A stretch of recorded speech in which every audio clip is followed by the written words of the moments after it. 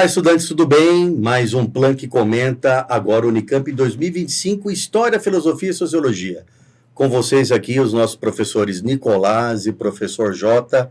Sejam muito bem-vindos, professores. Esse Plan que comenta, abrindo os trabalhos, dos comentários dos vestibulares. É um grande prazer recebê-los aqui. E lembrando, estudantes, estamos olhando a prova QIZ, certo? Então, nós vamos começar com a questão 22 e no meio do caminho os professores vão dando as dicas, tudo de importante para vocês, certo? Professores, com vocês agora, tá? Bom dia, boa tarde, boa noite a todos que estão aqui. É uma grande satisfação comentar a prova da Unicamp. Estivemos lá, né, professor Humberto, Nicolás? Sim, estivemos lá. Estamos lá acolhendo os nossos alunos, dando aquela dica, né? Nossos alunos foram muito bem na prova da Unicamp, uma prova diferenciada. Nós vamos falar isso com mais profundidade no final. Mas vamos começar com coisas boas, vamos começar com... E não estou falando do Corinthians, professor Humberto, estou falando de coisas boas, coisas melhores. Eu pensei que ia demorar um pouco, professor, mas foi rápido, hein? Vamos começar com filosofia, né? É que começa com Sócrates aqui, né? O senhor lembrou, né? A democracia corintiana, né, Nicolás? Então, vamos lá, então. Ó, questão 22, eu peço muita atenção, porque nós temos 7 questões de história e 6 de filosofia e sociologia. Então, a primeira coisa que o aluno, nosso aluno principalmente, já está com base é a importância da filosofia e sociologia nos vestibulares. No mesmo patamar que história e geografia hoje. Porque história o aluno vê direto, tem excelentes professores, só que chega em filosofia e sociologia, o que acontece? É um vocabulário diferente, é uma interpretação diferente, é uma identificação diferente. E isso acaba gerando um problema, e eu sempre falo que filosofia é o calcanhar de Aquiles nos vestibulares. E a Unicamp traz essa questão com Sócrates, que vem o quê? Uma adaptação da República de Platão, né? Lembrar que Sócrates nada escreveu, aí nós temos a visão dele através da República, através de Platão, que é maravilhoso, amo Platão, Platão um dos maiores filósofos. Inclusive, até uma dica, é um dos primeiros filósofos a colocar a mulher e o homem no mesmo patamar, nesse modelo ideal de polis, que é a República Platônica. Muitos alunos vieram falar comigo sobre essa questão, que é uma questão de conceito. Mas aí tem aqui, uma sacada do vestibular muito forte, que é a questão de vocabulário. Muitos alunos ficaram ali, sabiam sobre a questão do rei filósofo, que só o filósofo consegue saber o que é belo, bom e justo, só o filósofo chega ao mundo das ideias e, consequentemente, só o filósofo pode governar. Aliás, já caiu isso na Unesp, já caiu isso na FUVEST, já caiu em vários vestibulares no Enem. Então você vê que é a mesma coisa, só de uma forma diferente. O que é a dificuldade que ele apontar, antes da palavra para o Nicolás, que é a questão do vocabulário. Veja bem aqui, principalmente a questão de cognoscível, teve aluno com dificuldade no vocabulário. A ideia de não é prescindível também teve essa dificuldade. Nessa parte da interpretação, não é prescindível para a tomada de boas decisões. Ou seja, é importantíssimo ter a ideia de justiça, a ideia de belo, porque a finalidade da política para Platão e Aristóteles é a justiça, é o bem comum, algo que você pode até citar em redações, falar da equidade, da justiça, do justo, do bem comum, que não é o bem individual. Então, a dificuldade que se apresenta é na interpretação, a habilidade e competência aqui, e no vocabulário. E aí é complicado, Nicolás. O problema é o vocabulário não na história, não na geografia, mas o vocabulário principalmente em filosofia, que dificulta a interpretação e dificulta, assim, a resposta correta da questão. A verdade é que essa prova foi uma prova que prezou pela interdisciplinaridade. Quando eu estava conversando com o professor Humberto a respeito desse evento, ele perguntou das questões de história, eu perguntei, mas quais são as questões de história disso tudo? Porque é muito difícil estabelecer o limite de história com filosofia, com sociologia. Até tem uma questão que conversa diretamente na geografia também. Então, a prova da Unicamp foi uma prova profundamente interdisciplinar. Aquela lógica do Enem, a Unicamp aplicou lindamente, especificamente nessa prova. Tanto que a questão seguinte, a questão 23, é uma questão que alguns outros lugares gabaritaram como questão de filosofia, e eu a considero uma questão de história. É muito difícil a linha tênue, né? Esse limite. E até mesmo a questão de sociologia, que envolve Constituição, direito das mulheres, é uma questão muito interessante. É interessante porque a Unicamp tem uma linha de questão, e eu estava conversando isso com o segundo ano hoje, a Unicamp não avalia conteúdos. A Unicamp avalia habilidades e competências e aplicação de conteúdos nos mais diversos contextos, o que torna uma prova muito complicada, porque o aluno vai esperando uma questão direta e ele não a encontra. Aí ele toma um baita susto quando ele olha para a questão da Revolução Francesa e não pergunta de nenhum fato tradicional da Revolução Francesa. Pergunta a respeito do papel das mulheres na Revolução Francesa, que tem sido um tema recorrente. Eu brinco com os alunos que virou a nova air fryer do vestibular, perguntar de mulher na Revolução Francesa. É novidade, é algo bastante recente, perguntar a respeito da participação das mulheres. O que a questão precisava que o aluno soubesse? Na questão 23 especificamente. Houve participação feminina, forte participação feminina na Revolução Francesa. Mas, porém, entretanto, contudo, todavia, as conquistas não vieram para elas. As conquistas ficaram restritas aos homens. E o texto, tem um trecho do texto, que diz o seguinte: essa falha em sua nova Constituição sempre mostrará que o homem deve de alguma forma agir como um tirano, e a tirania, quando mostra sua face despudorada em qualquer parte da sociedade, sempre solapa a moralidade. Esse trecho do texto levava à alternativa D. É por conta desse trecho que a resposta da questão 23 era a alternativa D, dizendo que a menos que seja provado que a racionalidade das mulheres é deficiente, se comparada aos homens, excluí-las da Constituição é um ato injusto, ainda que coerente com uma cultura que aceita a tirania masculina, que era a cultura da época. Por isso que a resposta era a letra D. Esse trecho do texto que levava à letra D. Perfeito. Não é uma prova apenas de achar o conteúdo, né? É a divergência dos textos, né? É uma divergência de textos. É uma questão... A prova da Unicamp, ela tem duas coisas que eu acho maravilhosas. Eu sou suspeito para falar, formado da Unicamp, então eu sempre vou puxar Fica à vontade, porque o Alandro aqui quase chorou. Para o meu lado. Mas tem duas coisas da prova da Unicamp que eu acho maravilhosas. A primeira, é uma prova que exige do aluno conhecimento de teoria da história. Ou seja, daquilo que constrói a ciência histórica. Aluno que tem noção de fonte histórica e problematização de fonte histórica sai muito na frente. Muitas vezes, sem o conhecimento do assunto, se o aluno souber como se constrói a ciência histórica, souber problematizar, ele resolve qualquer questão independente do assunto. E aluno que frequenta, olha que dica, hein? Aluno que faz Olimpíada Nacional de História do Brasil da Unicamp, olha para as questões da prova e fica muito menos assustado do que o aluno mais fechado em conteúdo. Lógico que não é uma prova de nível de Olimpíada, mas a lógica da Olimpíada, de assuntos diferentes, de abordagens diferentes, ela é muito refletida no vestibular, na prova de história da Unicamp. Eu imagino. É muito nítido isso. Tem uma discussão hoje, vamos falar isso, que a gente até conversou isso com o terceiro ano hoje, porque a pergunta da importância dos conceitos, né? Para filosofia e sociologia, é fundamental. Para a história, também considero como fundamental o conceito, linha do tempo e contexto histórico. Eu vou explicar o motivo, até por uma questão da prova da Unicamp, que é uma prova interdisciplinar, interpretativa, com olhar crítico, reflexão, uma reflexão social. Ela vai pegar essa Os parte... excluídos da história. Excluídos, né? Que a chama em teoria da história, que é a arquitetura da exclusão. Né? A história vista de baixo. Isso mesmo, é aquela teoria da história. Então tem essa parte que ela é importante. Eu sempre tenho uma visão que o conceito, no mínimo, abre a questão. Para mim, conceito se chama chave de vestibular. Porque, assim, vamos supor, na questão 23 e na questão também 24. A 22 e a 23, perdão. A 22, a teoria dos dois mundos de Platão, abre a compreensão da questão para a alternativa C. Então, o que vai impactar o aluno é o vocabulário filosófico.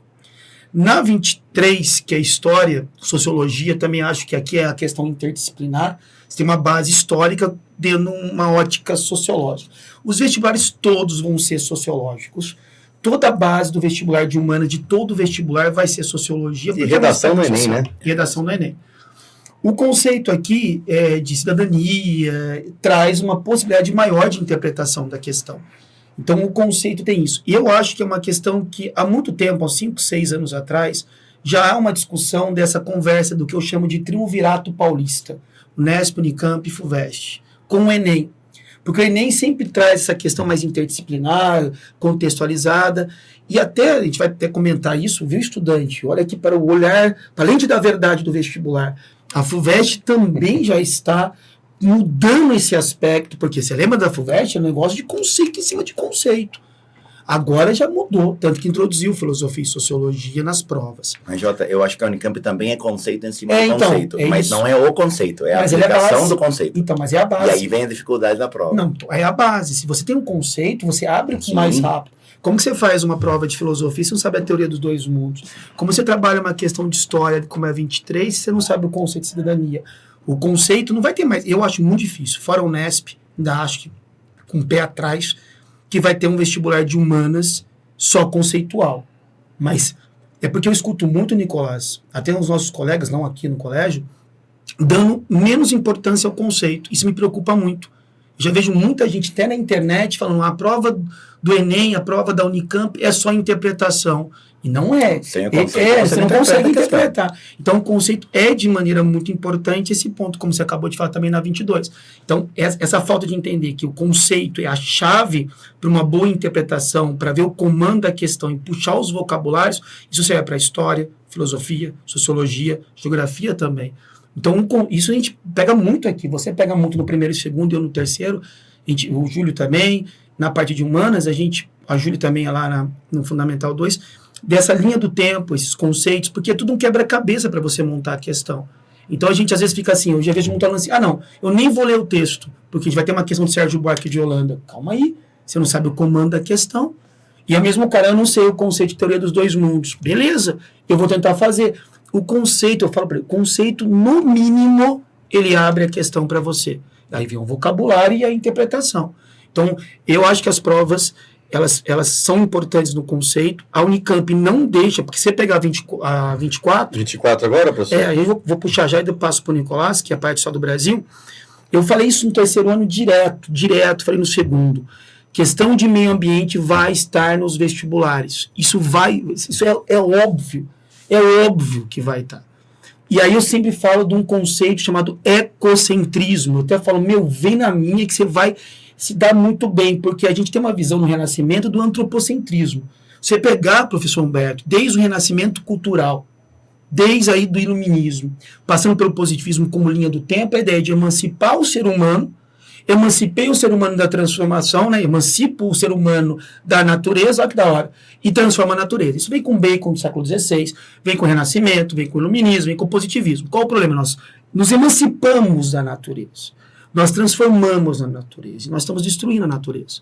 Eu falei para o meu aluno o seguinte, troca esse conceito de antropocentrismo para o conceito do quê?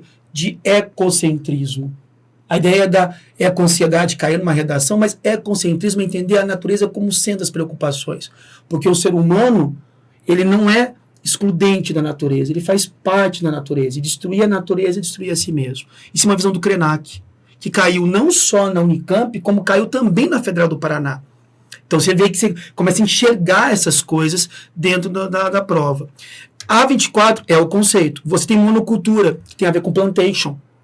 Então você trabalha com plantation direto, monocultura, agroexportador e assim por diante, mas o que mais importa dentro desse aspecto de monocultura, acho que está na 24? 24, está aqui, professor. Está aqui? Então, é isso. É que eu coloquei nas alternativas aqui, o texto está aí. Tranquilo. Eu falo... Ele trabalha com colônia de exploração, que é uma colônia de exploração que complementa a economia da metrópole, e trabalha muito a questão do plantation. Só que aí é uma questão de história que conversa com sociologia, porque ele trabalha também a recusa da pluralidade dos povos e cultura. Então ele vai para a história, que é uma imposição colonial de uma monocultura, que é uma das bases da colonização de exploração, e ao mesmo tempo a recusa de incompreensão da cultura dos povos nativos ali. Então é uma questão de história, é uma questão de sociologia, que você está com o conceito de colonização, de exploração, e ao mesmo tempo de você, isso tem que ler, ver você em casa.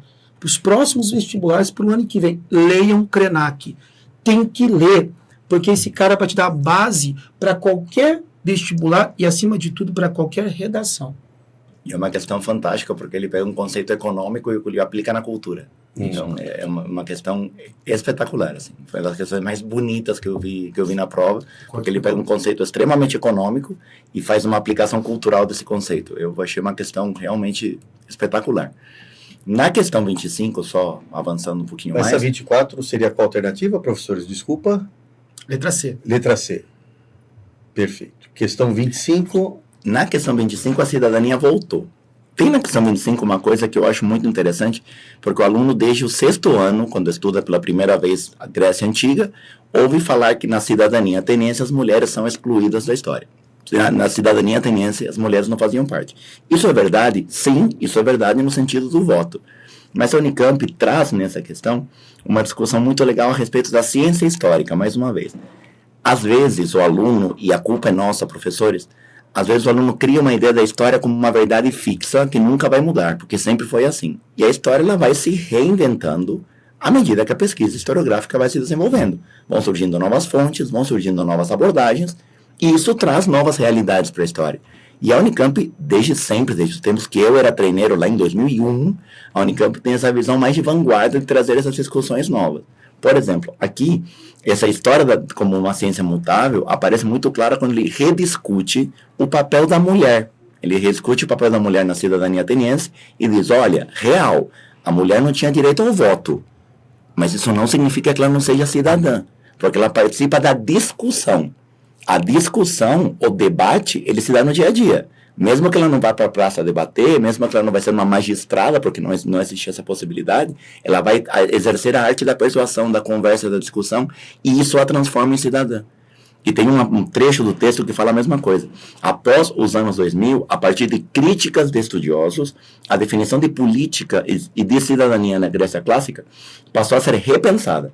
E a capacidade de ação das mulheres atenienses no espaço público foi redimensionada, uma nova dimensão.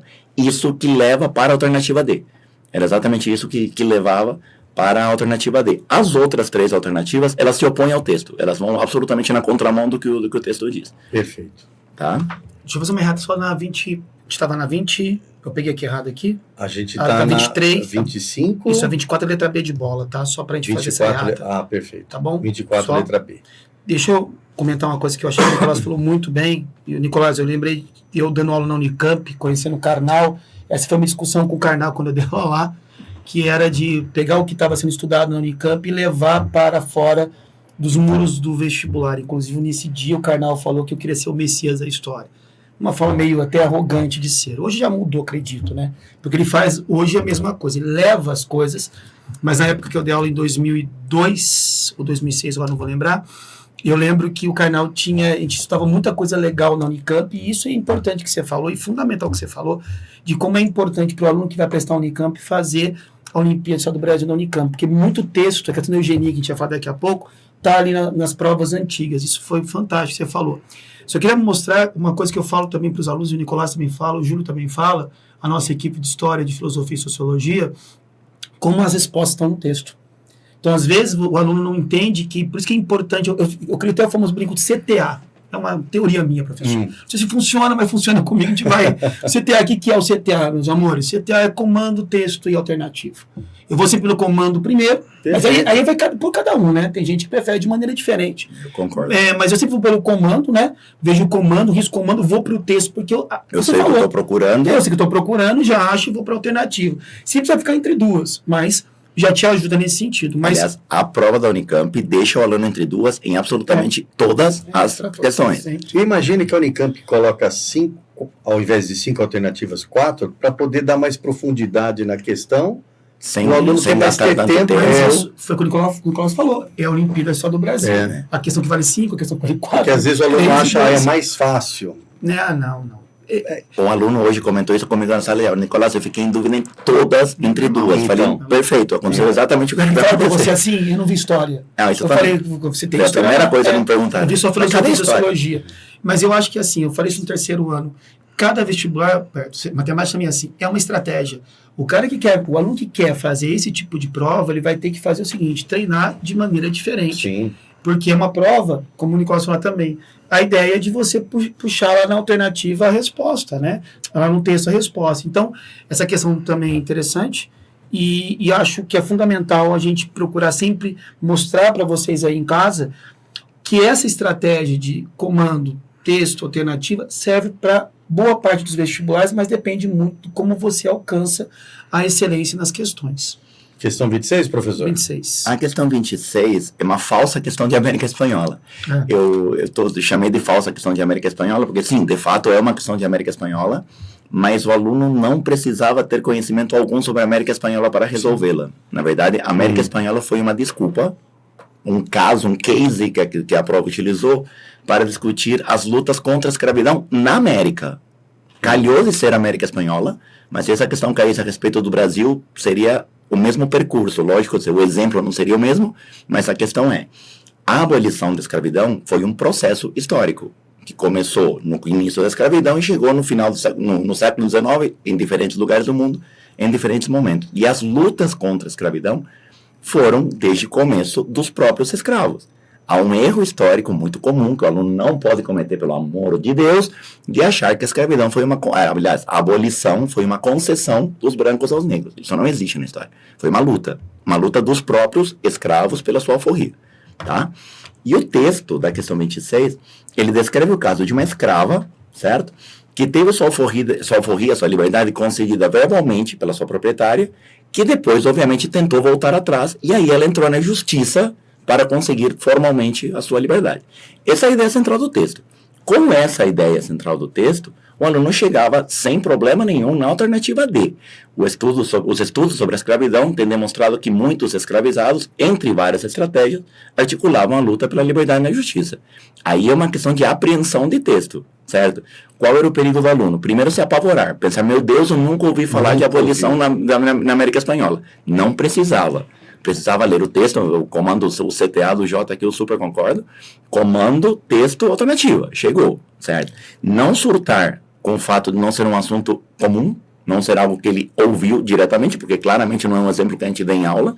E depois tomar um pouquinho de cuidado nas alternativas. Esse eu gostaria de rapidinho matar as alternativas. Claro. Na alternativa A, tem um probleminha básico de inversão de causa e efeito. Ele inverteu a causa com o efeito. Não foram as ações judiciais que resultaram no questionamento da sociedade escravocrata. Foi ao contrário. O questionamento que levou às ações judiciais. Ele criou uma causa e efeito meio esquisita. Eu brinco em aula que o poste fez xixi no cachorro. Não faz sentido. É ao contrário. Tá? Na alternativa B, a alternativa B é extremamente preconceituosa. Aliás, uma característica da Unicamp. Crítico, né? Pegar os preconceitos e colocar as alternativas erradas. Criticidade. Certo? A criticidade. A passividade africana. Isso é algo que durante muito tempo se falou. Que o indígena era mais fácil de escravizar. Ele era mais difícil, porque conhecia o território. O africano não. O africano aceitou passivamente. Não. Isso não é verdade. A alternativa B coloca isso como errado. E na alternativa C, ela simplesmente vai contra o texto quando diz que a justiça era inflexível. Aí claramente o texto diz o contrário. Então, por isso, a alternativa certa é a alternativa D. É interessante, né? Volta um pouquinho lá. Aqui, ó, tá vendo? Ó, aqui, no comando da questão. Tendo em vista seus conhecimentos sobre a América Espanhola e considerando as informações. Então, ele pede para você, olha o comando, tem que estar olhando isso aqui. E, logicamente, na alternativa correta, que é a D, o escravizado, né? O vocabulário histórico correto hoje não é escravo, é escravizado, é cativo, a questão do índio não é indígena, parece bobo, mas são esses vocabulários que faz você ali acertar a questão. É legal que a alforria também tem quando nós falamos só do Brasil, galera, a alforria, tá alforriado já era no Brasil, fazendo uma comparação com o Brasil. Uma luta pela luta, né, pela liberdade, você vai ter uma série de movimentos aí de escravizados na luta pela liberdade, um movimento abolicionista, meados do século XIX, vão ter negros ali, Joaquim Nabuco, do Patrocínio, que você fala dos excluídos, que a gente não estuda tanto história, a gente passa por esses caras. Mas o legal é que a alforria o cara podia perder no Brasil, é interessante. Esse tempo eu estava estudando na minha pós, e a gente está tendo muito estudo nessa ideia da alforria ser colocado no ensino médio como algo, o cara recebeu a alforria já era. Não, ele tem um processo de poder perder essa alforria também dentro da lei, principalmente do século XVIII, século XIX. Judicial mesmo, é judicial. O que o Camp quis mostrar. Para mostrar esse aspecto. Então, a abolição como um processo. Como processo. Não é uma data. E por isso que eu acho que a questão, apesar de usar a América Espanhola, não cobrava a América Espanhola. Vai contra a ideia da abolição como uma data, como uma concessão exata, que não é o caso. Eu entendi claramente. Muito bom. Professores, questão 27. A 27 a gente vai trabalhar com o Estado do Brasil, principalmente. os conhecimentos sobre o século XVIII e considerando as informações do texto, então ele vai pedir para você pegar essas informações e assinalar a alternativa correta. E aí cai muito na questão da teoria da história que o Nicolás acabou de falar também, porque ele estava falando sobre a questão da paisagem, do construto histórico. Olha isso, olha o vocabulário aqui. Então, percebendo que o vocabulário ele é necessário, por isso que tem que ter uma leitura maior, um estudo maior, Olimpíada maior. A Unicamp tem esse vocabulário. O Enem também tem, já fazendo algumas considerações, a FUVEST, ele pede para o aluno ter um pouquinho de capital intelectual, para ter uma leitura, para interpretar as questões, e que envolve projeções políticas e ideológicas a respeito do que se vê. Na questão 27, que está falando sobre a questão do século XVIII no Rio de Janeiro, tem uma interpretação de texto e um olhar crítico. De novo, vem aquela criticidade da Unicamp, aquela questão da reflexão social, aí associado simplesmente à paisagem e às projeções políticas e ideológicas a respeito do que se vê. Veja que interessante, aquilo que você projeta, como que você, através da sua estrutura política e ideológica, vê algo, vê uma estrutura. Isso me lembra muito o Weber, né? O Weber trabalha muito essa questão de consciência de estamento, que é muito mais amplo que a consciência de classe do Marx, que é a ideia que coloca a questão da política, a questão da economia, a questão da posição que o indivíduo ocupa na hierarquia social. Então, é uma questão ali de história, mas que conversa um pouco com sociologia, mas eu gosto de marcar como um olhar crítico em relação à questão das ideologias e das perspectivas e projeções também políticas. Eu brinco que eu sou a voz dos treineiros na resolução. Essa questão é uma questão que foi largamente trabalhada no primeiro ano do ensino médio, que é a questão de visão eurocêntrica da história. Como a história parte de uma narrativa. A história é uma narrativa que é contada por alguém para alguém. E o quem conta faz toda a diferença. Aqui o que tem é um olhar europeu sobre o Brasil, de alguém que olha para o Brasil, entende pouco, mas quer entender como um lugar inferior. E aí ele começa a procurar tudo que tem ao redor para ver por que ele é inferior. Fica esse viés, né? Se o aluno tivesse essa percepção, a resposta era direta, ele não tinha muita dúvida. Só que essa questão, eu acho uma das mais difíceis da prova, porque o texto não dava a resposta, não estava no nível superficial. Esse precisava de leitura profunda do texto e precisava olhar, só volta um pouquinho na referência bibliográfica. A referência bibliográfica, a questão 27, matava tudo, porque um marquês de Lavradio, que é o governador do Rio de Janeiro, ou seja, é um português, mas o texto não te contou isso. Isso aí estava na referência. Certo. Então, era uma questão que exigia muito conhecimento, muita atenção, muita leitura profunda por parte do aluno. Essa visão da parte eurocêntrica, que a gente fala bastante na sala de aula, a gente puxa no terceiro ano, não só em Brasil, mas como em sociologia, porque trabalhou com o conceito de etnocentrismo do século XIX, ela tem é interessante por quê? Porque você começa a colocar questões antigas, até na Unicamp, da Unesp, que é famoso o indígena, a visão do indígena, a visão do antropofagia e assim por diante. Então, ela é uma questão que vai te oferecer isso que você falou, uma coisa também que todo mundo a gente fala bastante, que é essa questão de olhar sempre a referência. E aí eu vou dar uma dica para você que está em casa, Enem também. Enem, às vezes, a resposta está ali. Unicamp, você tem que olhar a referência, porque a referência vai te dar muito caminho. Se o texto não vai te oferecer isso, a referência vai. Aproveitando a deixa, a questão 28, a referência da imagem era decisiva. A questão 28, a questão na sequência mesmo. História e arte. Tá. Aliás, quando cai imagem, lindos do meu coração. Achou uma imagem na prova, vocês não são obrigados a conhecer todos os quadros, fotos e imagens do planeta Terra, mas vocês são obrigados a saber ler. Tá bom? Olha a referência. O 3 de maio, vou ler, tá? O 3 de maio de 1808, em Madrid, por Francisco José de Goya e Lucientes, e aí tem a data de publicação e tudo mais. Por que eu estou dizendo isso? Primeiro, vocês não conhecem essa imagem, não é uma imagem tão comum. De vez em quando, você já caiu na FUVEST há um tempo atrás, mas faz alguns anos já. E a pergunta não era arte. E a pergunta não era arte, uma pergunta bem específica de era napoleônica. Isso. Certo? E dessa vez, essa questão precisava dessa referência. Por quê? A data, e aqui vou dar uma dica importante. A gente diz para vocês não guardarem datas, não é para guardar mesmo. Mas o aluno que tem um pouquinho de referência cronológica consegue cair fora de distratores. Por exemplo, a data é 1808. 1808 é a era napoleônica, certo? A alternativa C, a interpretação da alternativa, a interpretação que ela faz a respeito da imagem, ela não tem graves problemas. Daria para pensar que a lanterna que integra pintura no quadro ilumina o massacre, até aí estava tudo lindo. Só que no final da alternativa C, ele fala de Revolução Francesa. E aí a data não bate na Revolução Francesa. Certo? A data exclui a alternativa C por conta de ser napoleônica. Mas o resto da alternativa não tinha erro nenhum. Então, a data era muito importante nesse caso. Mas é legal você falar isso porque, assim, no terceiro ano, o que a gente faz? A gente faz linha do tempo. E eu acho que linha do tempo, que é coisa antiga, Humberto. É antigaça, mas eu ainda acho que funciona assim. muito. Funciona muito. Assim, a gente vai pelo. Mas aí é uma questão dos vestibulares. Eles não querem a data, mas eles querem a contextualização histórica. E aí, você falou, é fundamental. Já quebra a Revolução Francesa ali. Na hora que você puxa, você vai falar da parte artística, terror da ocupação napoleônica, o cara já olha e fala, caramba, isso tem a ver, porque o cara está invadindo aqui a Espanha para chegar em Portugal e a família real está indo embora. Então, se ele pega uma linha do tempo aqui, pelo menos a parte histórica ele matou. Aí tem a parte de interpretação de imagem, que o Nicolás falou muito bem, que a gente faz isso também, algumas obras, e essa obra a gente trabalhou porque caiu na FUVEST já, mas como você falou, não tem, é só história, não tem como interpretar. Essa questão ali exigia do aluno uma leitura básica de imagem. Isso mesmo. Dica básica quando você vai analisar uma imagem. Isso aí vale para a vida. Olhou para um quadro numa prova. Procura o foco, procura a ideia central do quadro. Onde ela está? Ou ela está no meio, ou ela está no ponto mais alto, ou ela está no lugar em que todo mundo olha, ou ela está no foco da luz, no ponto iluminado. Procura uma dessas 4 coisas que às vezes se encontram. Nesse caso, cadê o foco? Na luz. A luz é o querido que está com os bracinhos abertos. Nossa, está lembrando Jesus. Pois é. Olha a alternativa C. Olha a alternativa D. A figura popular do espanhol de camisa branca é associada à representação de Cristo com os braços e mãos abertos na cruz. Essa figura sublinha o terror da ocupação napoleônica. Mas olha a dificuldade. Era uma questão que exigia interpretação de imagem, precisava de uma referência de contexto histórico na invasão napoleônica. Sim. E ainda o aluno não sabe que Goya é espanhol. Uma questão de repertório cultural. E a Espanha, como país católico, obviamente vai usar essa imagem do mártir como forma de criticar a invasão napoleônica. Essa questão, na minha leitura, era a mais difícil da prova de história.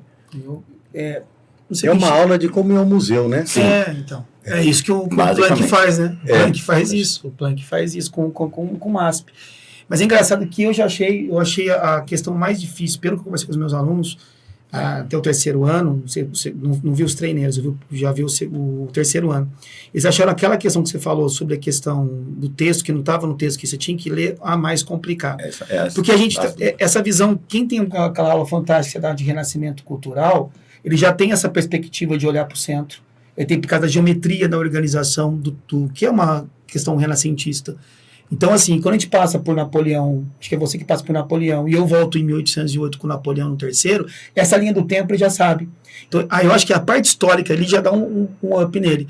Aí ele vai lembrar, ele vai olhar para a imagem, vai ver a de Jesus, ele vai lembrar do espertejado, ele vai gerar isso, que a gente fala tanto disso, nossa equipe, que o cara mata. Eu acho que fora do Planck, sim. Eu acho que tiveram dificuldade porque tem uma leitura, um olhar diferenciado, mas aqui a gente conseguiu bem pela questão histórica e por ali. Mas para mim é uma obra muito boa, porque você vê, e isso é uma outra dica, viu, Humberto? Nicolás vai falar aqui, assim, os caras pegam imagens que já deram, então você tem essa imagem, daqui a pouco você vê de novo em outro vestibular, imagem da Revolução Francesa, direto, da época da Revolta dos Boxers, direto, então as imagens são as mesmas, o foco é diferente, e aí então, o aluno tem que ter esse viés também. Professores, é letra D, então? Letra D.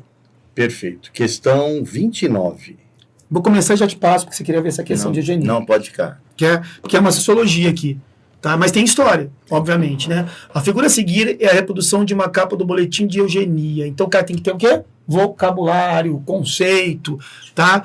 Gente, você lembra na aula que a gente dá de nazismo, né? Sempre tem essa parte. De onde foi extraído o texto transcrito ao bloco. Vamos lá. Em fevereiro de 29, a Inspetoria de Educação tal. Ou seja, é um boletim de eugenia. Ali vem a Unicamp. Isso para mim é Unicamp. Aquele olhar crítico, de reflexão. Análise de fonte primária. Isso aqui é uma fonte primária. Uma fonte primária. E com uma visão que é crítica, para você analisar. A Olimpíada tem muito isso. Tem muito, por isso que eu falo. É uma questão tirada de Olimpíada. É isso mesmo. Analisar documentos. Então, é isso. Você quer fazer a Unicamp, é a Olimpíada do Brasil na Unicamp, porque não serve só para a história. Vai entrar em filosofia, na sociologia, geografia, porque você pega o que? A estratégia da prova. Então, essa é importante. Com base nos seus conhecimentos sobre o ideário eugênico, ou seja, está pegando o conceito de eugenia, para você saber o que é, e seu contexto histórico, contextualização, e tendo em vista elementos do texto aqui, assinale a alternativa correta. Então, olha só a resposta para a gente poder. Uma criança considerada saudável seria branca e oriunda de uma família numerosa, o que atestaria a pureza racial da família e a superioridade reprodutiva da mulher. Vou pegar a parte que é de sociologia, é a visão etnocêntrica, é a questão do racismo, é a questão da cultura superior em relação aos aspectos. Então, isso me lembra muito, e aí eu vou fazer aqui, se me permite, a nossa ida para o MASP. Porque tem aquela obra, esqueci o nome, me perdoem, que a minha filha também fez a apresentação da obra, que é um rapaz negro jogando uma tinta branca. Olha que relação. Então, nosso aluno vê isso na prática, e ele olha isso aqui, ele vai ter um olhar crítico, mas calma aí, como que uma criança considerada saudável seria branca e oriunda de uma família numerosa, o que atestaria a pureza racial da família? Eu entro no contexto histórico, eu gosto muito linha do tempo, década de 30. Nós estamos aí o avanço da extrema-direita. Nós temos ali já o nazismo, galgando ali com Hitler, Mussolini, você já tem ali o processo da Falange, você tem o Salazar já, e isso está impactando o Brasil também. Você está entrando aqui, você vai gerar um processo mais tarde no Brasil, principalmente no governo constitucional. Você veio no Brasil no século XIX, já com teorias raciais científicas, às quais os textos fazem referência, e uma alternativa errada ali também, dizendo que isso não acontecia. As teorias científicas que tentaram provar a supremacia do branco e depois justificar o embranquecimento populacional. Essa informação ajudava a resolver a questão. Porque é o século XIX, final do a século visão XIX. etnocentrista, racista. E tem uma questão, Nicolas, você falou da Olimpíada, uns 2, 3 anos, a gente fez uma questão que era um símbolo de um pessoal do Sul, já na era Vargas, com um símbolo nazista, falando sobre a questão mais da pureza racial. Então você vê, isso está na Olimpíada de História do Brasil, na Unicamp, está aí também. Então aqui tem uma visão crítica, que eu acho que a Unicamp é fundamental, é um outro tipo de prova, trabalha com questões mais atuais, e eu achei assim, é uma das questões mais legais que tem, e é sociologia com fundo histórico, então ela se torna uma questão interdisciplinar. O texto, a ideia-chave do texto está no final, quando ele fala das proles sadias e belas, para a organização de um ensaio de patronagem da futura elite nacional de eugenizados. Essa é a frase que leva automaticamente para a alternativa. Só que você vê que a ideia última aqui. A última, bem no final do texto. Aqui, né? Futura elite nacional de eugenizados finalmente contribuir com preciosos elementos, estudos relativos à hereditade e ao meio social e familiar ao cruzamento de raças. Contexto histórico, mais a leitura de texto. E a imagem. Aí eu olhava para o bebezinho bonitinho da imagem e percebia, bom, só pode ser questão de supremacia branca em relação a negro. E, senhores, seria a letra A. Perfeito. Questão 30, descolonização da África e da Ásia. Isso é legal, esse é um assunto interessante, é um assunto que não é tão comum, tem aparecido com certa recorrência recente, e é um assunto que, como fica muito no final do conteúdo, às vezes acaba sendo atropelado por nós professores. E é um assunto que perde muito isso, a FUVEST, né? A FUVEST gosta de perguntar adora isso. a respeito de descolonização da África e da Ásia. Portugal, exatamente, até porque envolve várias outras questões. Revolução dos Cravos. Conversa com Guerra Fria, conversa com a Revolução dos Cravos, conversa com uma série de outras questões da segunda metade do século XX. Então, é um assunto que você que nunca viu, sugiro que você procure, tá bom? Porque é um assunto bem importante. Aluno Planck com certeza viu, mas alunos de fora que eventualmente não tenham tido essa oportunidade, é um assunto que vale a pena dar uma olhada. Tem um conceito aqui muito importante para resolver essa questão. Na verdade, são 3 ideias centrais. Primeiro, a África é um continente heterogêneo. Eu brinco em aula, a África não é uma massa homogênea de africanos. Africano não é etnia. Africanos são várias pessoas de origens culturais diferentes. Primeira ideia. Segunda ideia, houve na África uma partilha artificial. No século XIX, a África foi partilhada de fora para dentro. A Europa partilhou, fatiou a África. Me lembra a prova dos senhores, tem um mapa da África por países e por etnia. Exato. A gente coloca isso direto. Direto. Eu fico espantado com as etnias. Exato. E essa partilha artificial, ela não dá... Quer dizer, dá problema no século XIX, mas dá muito mais problema após a independência. Porque após a independência, no momento em que esse país se vê independente, a rivalidade aparece. E aí esses países acabam entrando em guerras civis, ou em ditaduras, ou em separatismos, ou na sequência uma da outra. Primeiro uma guerra civil, depois uma ditadura, depois separa. Resultado, ele nunca se desenvolve. Então, tem uma série de outras questões para discutir aí. E isso aparece no texto, no final. Tem uma ideia-chave. Eu fui separando ideias-chave de cada texto, que eu acho que era o caminho mais fácil para resolver a questão. No final do texto, aparece uma ideia dizendo, no nosso partido, ninguém dividiu. Pelo contrário, cada dia nos unimos mais. Aqui não há papel, nem fula, nem mandinga, nem filhos de cabo-verdianos. Nada disso. Então, o que é importante que vocês percebessem nessa questão? Primeiro, o texto não fala de rejeitar aquilo que vinha da Europa. O cabo-verdiano está falando de uma outra colônia portuguesa. Então, da influência portuguesa, ninguém está rejeitando. O próprio texto fala também da influência marxista. Então, ninguém está dizendo que nós somos contra a Europa. E ninguém está dizendo que nós somos todos iguais.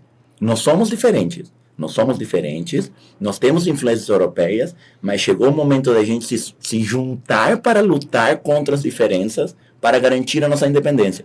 E é isso que leva a alternativa D.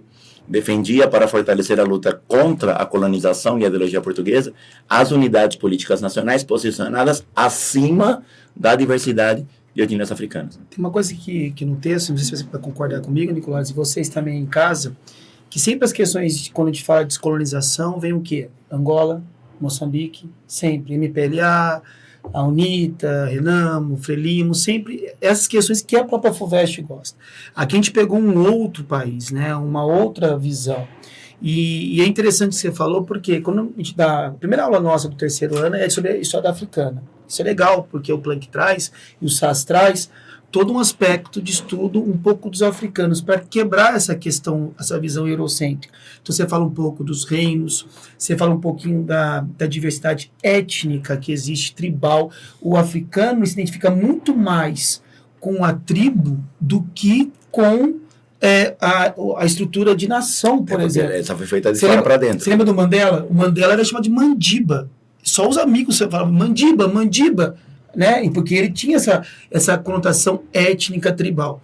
O neocolonialismo, e esse da prova, ela divide como uma coxa de retalhos. Tem muita questão de vestibular sobre isso. O norte fica lá para a França, aí a África do Sul para a Inglaterra, então é dividido, e aí se tira as etnias, né? Se divide as etnias que eram mais aliadas e coloca etnias rivais juntas. Na hora que vem a descolonização, após a Segunda Guerra Mundial, durante a Guerra Fria, você falou, isso vai dar o quê? Vai dar guerras civis. Veja Angola. Angola é a parte que eu estou voltando para Angola, você comentou muito bem a questão, mas para o aluno aqui perceber que isso pode cair em outro vestibular com Angola, com Moçambique, porque a partir de Angola e Moçambique não tem essa unidade, porque a ideia vai ser guerra entre estruturas políticas, ideológicas da Guerra Fria, o MPLA e a UNITA, MPLA ligado à África do Sul, a Cuba e a UNITA à África do Sul, são de duas etnias diferentes e elas brigam entre si. Então, é uma disputa étnica, uma disputa da Guerra Fria, uma disputa com apoio de países. E aí você entende como essa descolonização fez com que a África se tornasse um continente não tão avançado, não tão desenvolvido como a Europa ou outros lugares. Até hoje, aí você pode fazer uma comparação, que eu adoro fazer isso, a gente pegou a história, correto? Em sociologia, entra com atualidades, a questão da vacina, por exemplo. Como a pandemia pegou na África em relação à América e Europa. Então você consegue perceber o que a gente chama em história, as permanências históricas, que é legal pra caramba. Então é uma questão bem interessante. Me chamou a atenção para a Unicamp, você em casa, que não foi, de repente, de algo que sempre os vestibulares pedem na África portuguesa, após a Revolução dos Cravos, 7-4. Então ficou a letra D, né, professor? Isso. Questão 31. A questão 31 foi outra falsa questão sobre a América Latina. A questão perguntava a respeito de museus na ditadura militar argentina, mas a questão exigia zero conhecimento sobre a ditadura militar argentina. Era uma questão que estava discutindo basicamente o que é um museu. O que a questão queria saber era a respeito da construção do museu como lugar de preservação da memória. Ele usou a Argentina, ele usou a ditadura como mote. Mas o que a questão quer saber é, o aluno sabe o que é um museu? A pessoa sabe que o museu, na verdade, é uma narrativa. O museu é um recorte temporal no qual alguém, propositalmente, escolheu o que vai mostrar e o que não vai mostrar. Se o aluno tem essa referência, Ele pode perguntar de museu da ditadura militar argentina, pode perguntar de museu do Ipiranga no Brasil, pode perguntar de museu do Louvre em Paris, pode perguntar do museu que for. O museu é um recorte, o museu é um discurso. Alguém escolheu o que vai mostrar e escolheu, portanto, não mostrar outra coisa. O que o texto traz? Justamente a questão do indígena exigindo ser representado no museu a respeito de um período da história da Argentina. Tem uma frase do texto que eu acho muito interessante, porque basicamente aparece a ideia de ressignificar a história nacional. É a última frase do texto. Queremos fazer parte da história nacional. Olha que lindo. Um indígena, ou seja, um povo, uma pessoa originária da Argentina, dizendo, eu quero fazer parte da minha história. Mas, Nicolás, ele faz parte da história dele? Claro que sim, mas ele nunca foi representado no museu, porque o museu é um recorte, o museu é um discurso em que a visão europeia fez com que ele fosse marginalizado. Você viu como anda a questão? Sim. Olha como, tendo em vista os conhecimentos sobre memória política na Argentina, ele só usa essa base. Ele fala que, considerando as informações do texto, então a resposta, Sim. como você for no texto, aí tinha que saber a questão dos antropólogos lá em cima, do que é antropologia, e tem uma questão ali de ciência social. E você vê que na letra A você já quebra, se você tiver conhecimento um pouco de conhecimento de história da América, né, em relação aos indígenas se posicionarem nas disputas pela memória nacional ditadura abertamente contra o movimento das mães e avós da Plaza de Maio. Me permita discordar de você. Eu acho que nesse caso, o aluno que tivesse muito conhecimento sobre a ditadura na Argentina era capaz de se confundir, porque ele vai procurando Plaza de Maio, vai procurando toda a questão. Ele quebra, não que ele vê Plaza de Maio na letra A, ele vai saber que lá não tem, em nenhum momento não que te dá aula de história da América, a gente fala que os indígenas... Não, com certeza não, tá claramente errado. Então, mas ele vai lembrar assim, que mães de Praça de Maio... Meu medo era um aluno que tivesse muito conteúdo, acabar preocupado por ser uma aquela discussão do conteúdo de ser aquilo. Você pega na letra A, quando a gente dá aula, eu já vi aula sua e vi do Júlio e a minha mesmo, quando você puxa ali mães e avós de Praça de Maio, é óbvio que o aluno vai ali quebrar aquela questão. O nosso aluno não vai chegar nesse ponto de usar aquilo ali. A alternativa está muito errada. Historicamente, é uma questão de você tirar a questão. Mas o conceito te dá. Às vezes o aluno que vai esperando um assunto pode ter sido induzido por ler Plaza. Ele vai falando, nossa, será que é? Claramente não é. Isso vai contra o texto. Na verdade, o texto fala, a questão não é como os antropólogos fazem, simplesmente sermos incluídos em um museu, como se estivéssemos sendo adicionados. Nós queremos fazer parte da história. Por isso a alternativa é B. Os indígenas, ao incorporarem perspectivas marginalizadas, como os povos originários, querem fazer parte da construção do museu para a expansão da história nacional. Sim. Eu quero fazer parte da minha história. Eu quero ser representado no museu. De fato, a última frase remete muito. Matou. Essa frase matava. Matou mesmo. O problema é assim, quando o aluno está lendo uma prova de humanas que vem com um conteúdo muito forte, algumas palavras e alguns conceitos que ele tem, alguns conteúdos que ele tem, ele consegue fazer o quê? A exclusão das questões. E essa exclusão das questões, aí você fala, mas pode ser que o conteúdo atrapalhe. Eu acho que nessa questão do talvez me fez errado, não é que atrapalha, mas... Mas essa questão A é que, assim, em nenhum momento, acho que nunca vi, de entender indígenas dentro da questão ali do movimento Mães e Avós da Plaza de Maio. Ali ele vai falar, calma, isso tem nada a ver com a história, porque, lógico, a gente está lendo devagar aqui, você em casa leu devagar também, está lendo com a gente. O problema é que na hora que você está lendo com tanto conteúdo, você está grifando. Qualquer conteúdo e conceito e contextualização que você possa excluir as questões, isso facilita muito.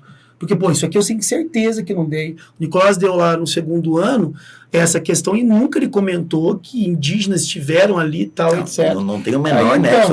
Então o cara já corta na letra e em vez de 4 vai ficar com 3. Então, assim, essa questão da leitura, e isso é muito importante, você está falando bastante, que as respostas estão nas questões. E, logicamente, elas vão abrir a possibilidade de você resolvê-las.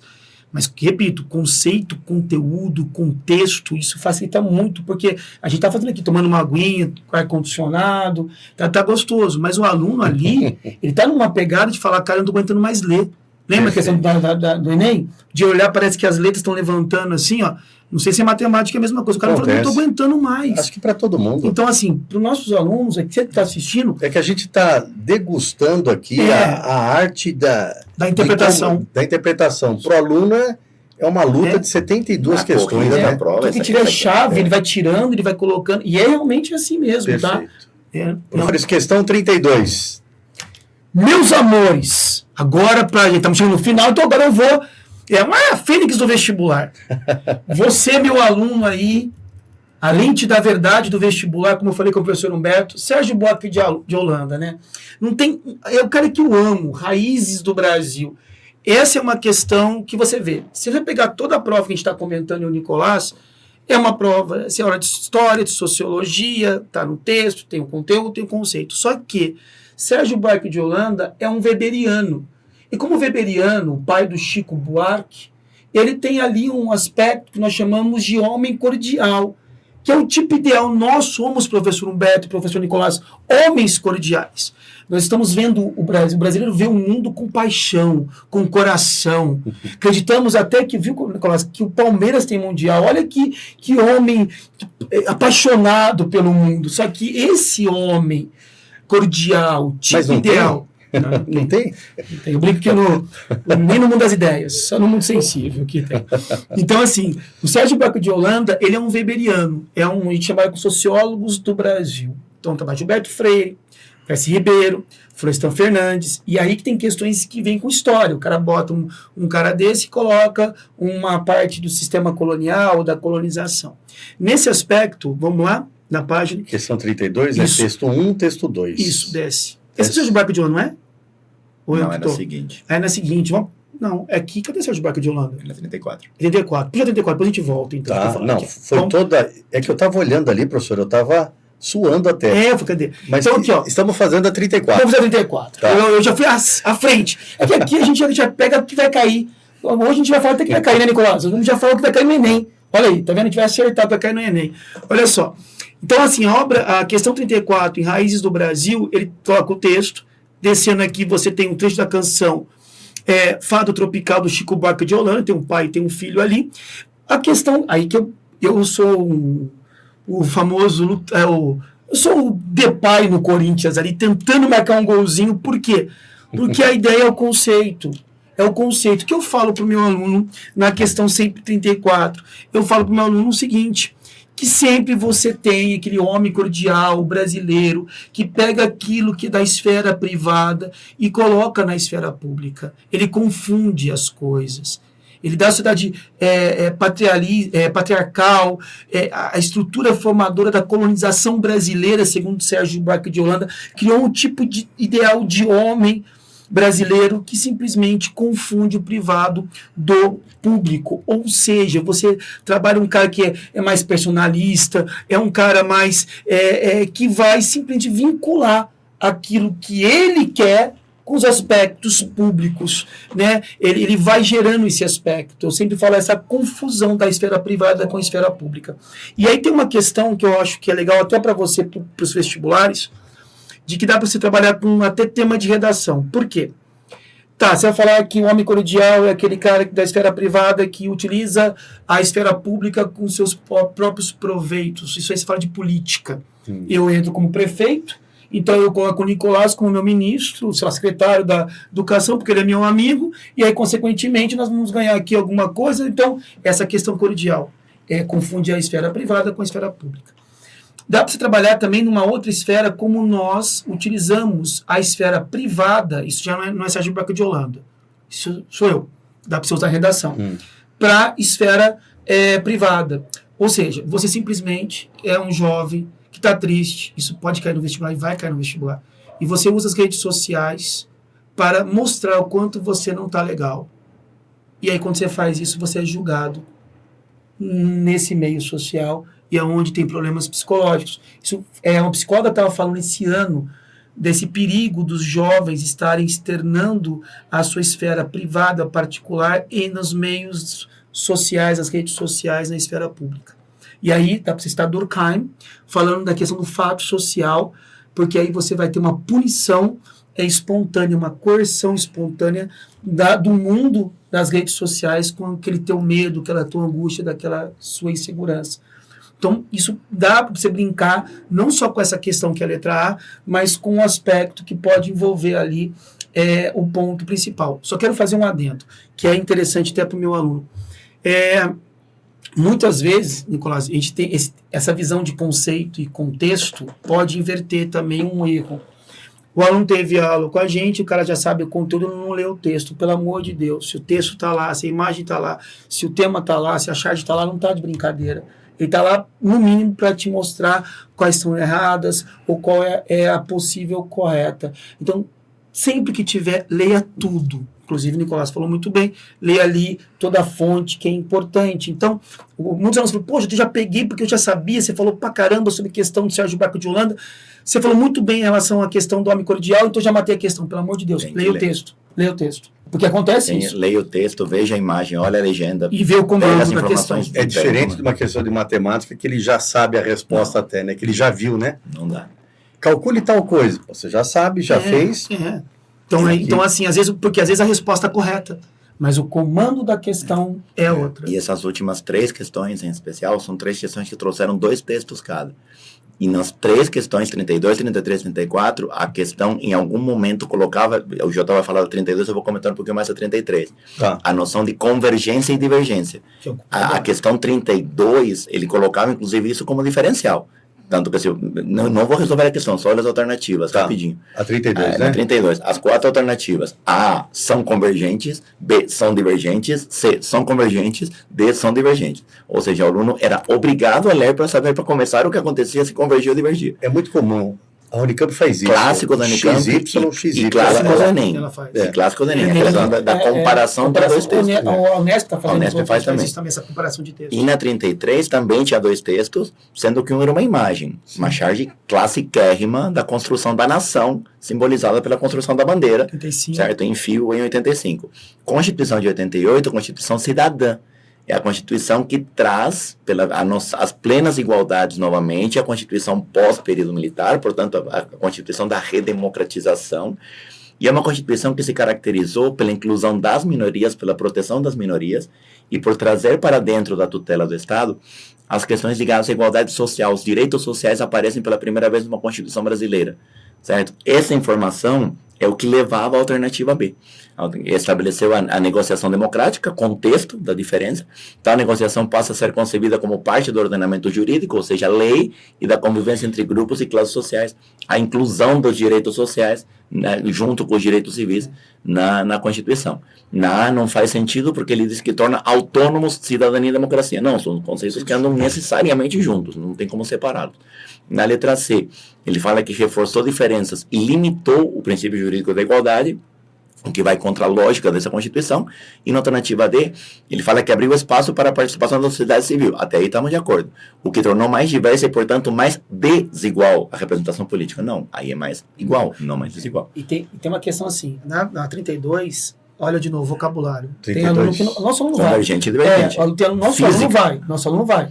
Mas o que é divergente, professor? Conhecimento de física. O que é convergência, entendeu? Convergente, divergente. Mas vai ter aluno que não nosso, Exatamente. que vai falar, mas que divergente. Se tiveram dificuldade em cognoscível, prescindível, é o vocabulário para triunvirato, para Enem, tem que saber vocabulário.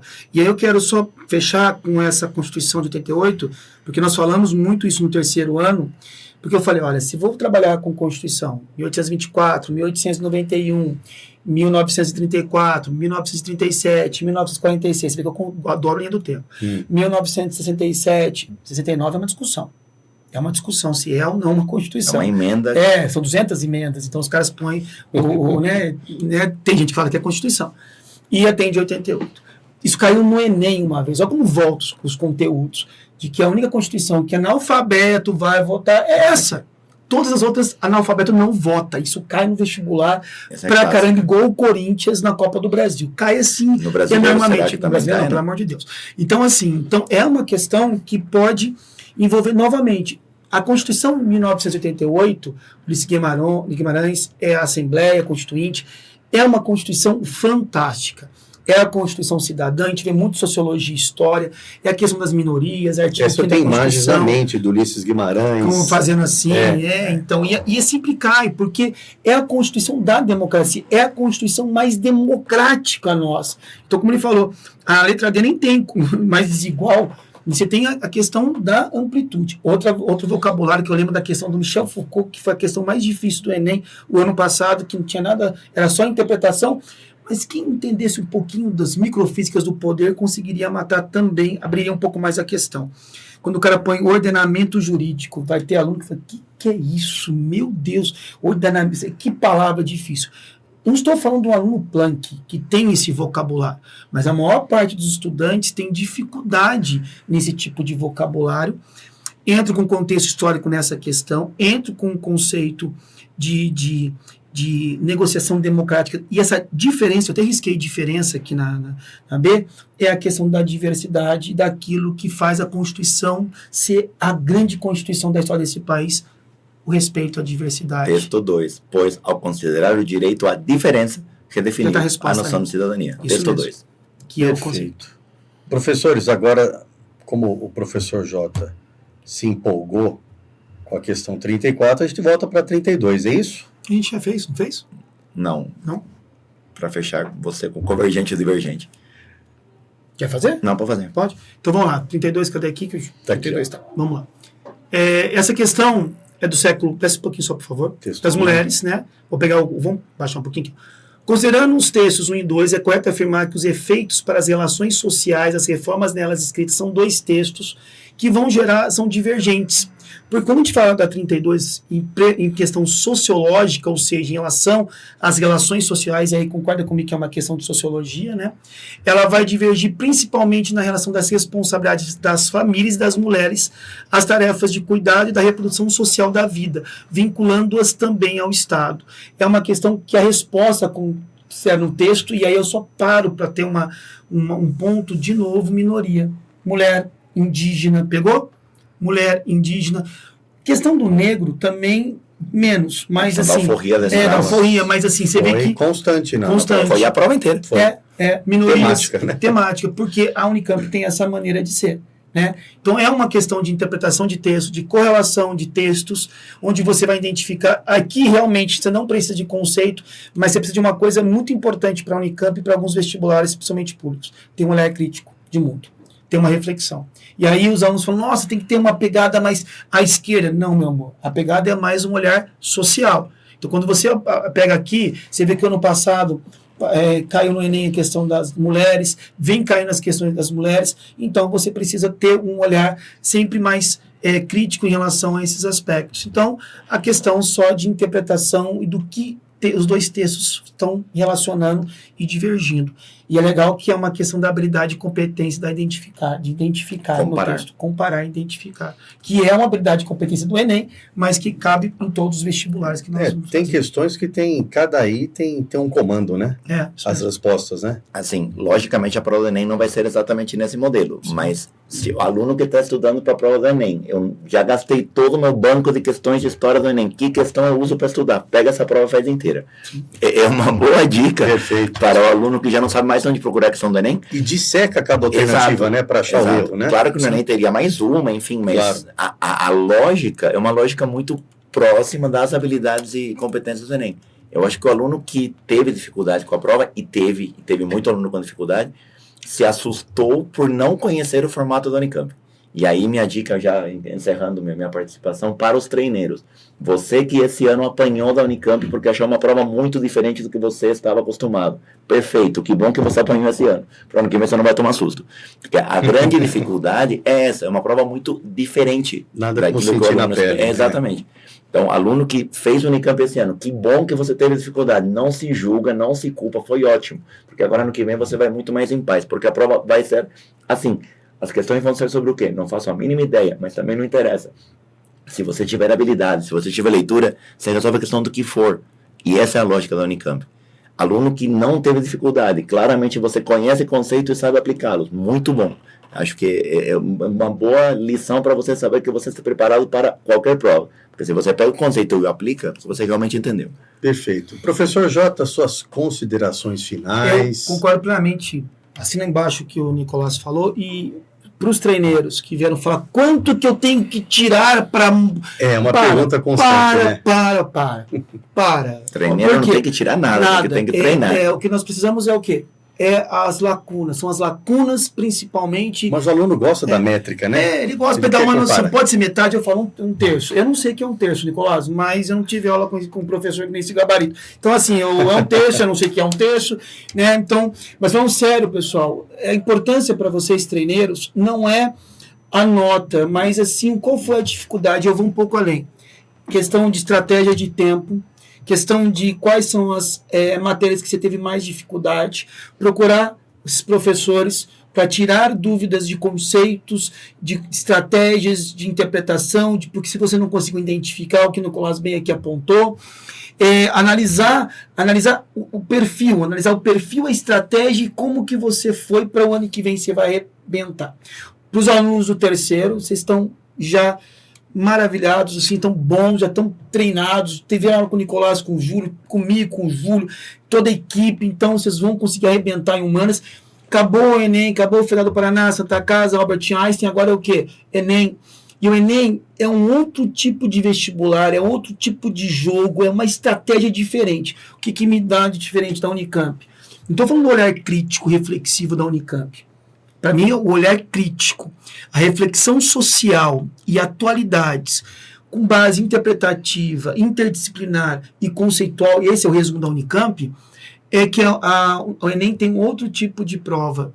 Tem a questão do tempo, da resistência física, da resistência emocional, da resistência mental. Esse tipo de prova do Enem é um outro jogo, é um outro time. Você vai ter que entrar com uma outra formação, porque é uma prova que você vai lembrar muita coisa aqui, você vai falar, cadê a história? Cadê a história? Filosofia, pelo amor de Deus, o que é isso aqui? Que é o calcanhar de Aquiles. E depois tem a FUVEST, e olha, a FUVEST vem mudando. Então você fica aí, vai divulgar o Plan que Resolve, vai compartilhar o Plan que Resolve, que se você compartilhar, você vai ser aprovado no vestibular. Por quê? Porque a gente ainda vai fazer comentário de vários outros vestibulares, para que você busque o quê? Aprovação. Gostou dessa? Compartilhou, aprovou. Gostou? Perfeito. Que isso, hein? Já me ajudou bastante. É o Corinthians. Professores, agradeço imensamente essa aula, que foi uma aula de teoria, estratégia de como resolver prova, análises profundas. Estudantes, é isso, né? Temos aqui o Plan que comenta, História Unicamp 2025, tá? Sigam-nos no Instagram, etc., em todas as redes sociais. Como disse o Jota, compartilha a prova, tá certo? Grande abraço a todos.